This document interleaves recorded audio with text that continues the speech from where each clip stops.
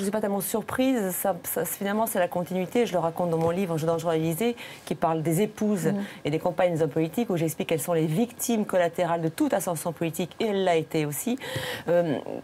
J'explique dans mon livre qu'elle est vraiment soumise à ses sentiments, soumise à son impulsivité, et qu'elle n'était décidément... c'est un petit peu tôt de dire ça, mais pas à sa place là où elle était. Elle dit comme prétexte, j'ai eu l'article de Paris Match, qu'elle était sincère et qu'elle s'est comportée comme elle a pu sous couvert de sincérité. C'est un peu facile. Elle était la compagne d'un président de la République, il y a un jeu social, il y a un devoir de sensibilité, d'intelligence, pardon pour le terme un petit peu dur, qui probablement lui a manqué. Et ce qu'elle fait aujourd'hui est assez finalement dans la ligne de son comportement précédent. Néanmoins, effectivement, elle parle de François Hollande qui visiblement s'est comporté comme un mufle. Il faut savoir que tous les hommes politiques sont des mufles. Je démontre dans mon livre. Le pouvoir donne une impression d'impunité totale, d'arrogance extrême, d'indélicatesse extrême à l'égard des femmes. Elle en a été aussi la victime. Alors on pensait pourtant Valérie Trierweiler mieux préparée aux ordres de l'Élysée que Carla Bruni par exemple.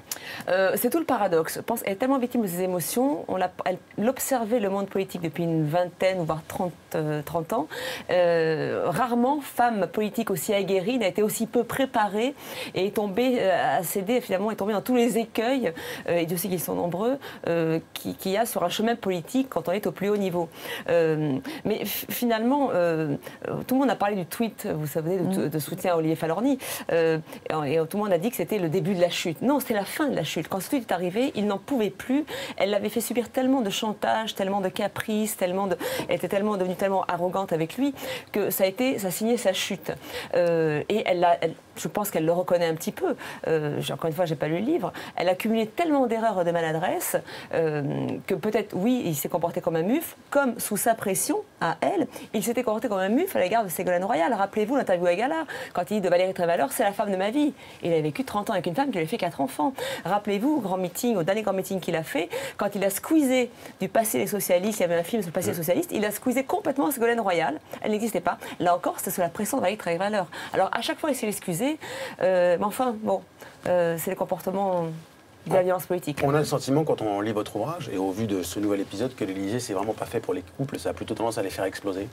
Ouais, l'Élysée, en tout cas, les femmes, elles souffrent le martyre à l'Élysée, dans toute ascension politique, et encore plus à l'Élysée, parce que quand on arrive à l'Élysée, on pense que le combat est fini, on va exploser un petit peu. Non, ça ne fait que continuer. Ce qui change, par contre, c'est que les femmes, aujourd'hui, elles ne supportent plus ce qu'elles ont supporté pendant longtemps.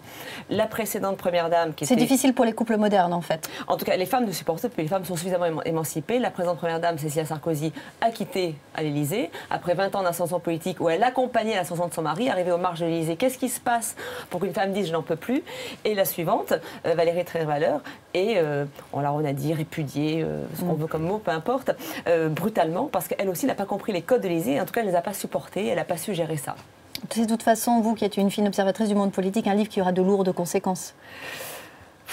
Oui ou non, non. Ou alors finalement, les Français sont prêts à accepter maintenant ce genre de déballage?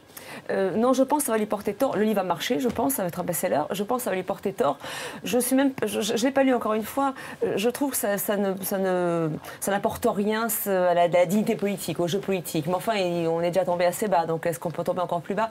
Non, elle fait un coup commercial, elle règle ses comptes. Ça montre à quel point elle n'était pas digne de la fonction, même si lui, encore une fois, a également des torts. Vous êtes dur, on peut imaginer quand même qu'une femme trompée, trahie comme elle l'a été, ait aussi le droit de s'exprimer, quelle qu'elle soit. Bien sûr. Mais enfin, elle était la femme de la campagne d'un président. Il y a quand même un jeu social à tenir et des mœurs à tenir. Bien sûr qu'elle a souffert, bien sûr. Il faut un devoir de réserve et de silence dans les statuts, pardon, mais pour la future compagne du président de la République?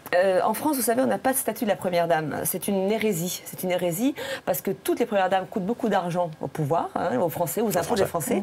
Et elles n'ont pas de statut. C'est-à-dire que les premières dames ont des cabinets. Elle en avait un, Cécilia Sarkozy en avait un, Carla en avait un, Bernadette Chirac en avait un. Des cabinets parfois pléthoriques qui gèrent l'agenda de la première dame, son emploi du temps, ses occupations, etc. Là-dedans, tout le monde est payé, sauf la première dame. Et on trouve ça en France normal. C'est aberrant. Donc il faut un statut de la première dame. D'abord, elle, ça aurait résolu son problème. Souvenez-vous qu'elle s'était battue, elle voulait être reconnue, elle ne savait pas si elle allait continuer à travailler ou pas. On peut la comprendre. Elle était mère de 3 enfants. Elle voulait donc préserver ça. S'il y avait eu un statut de la première dame auquel on décerne un salaire pour accompagner le président, elle ne se serait pas battue comme ça. Il n'y aurait pas eu tous les malentendus. Il y en aurait eu beaucoup d'autres, mais peut-être pas ceux-là.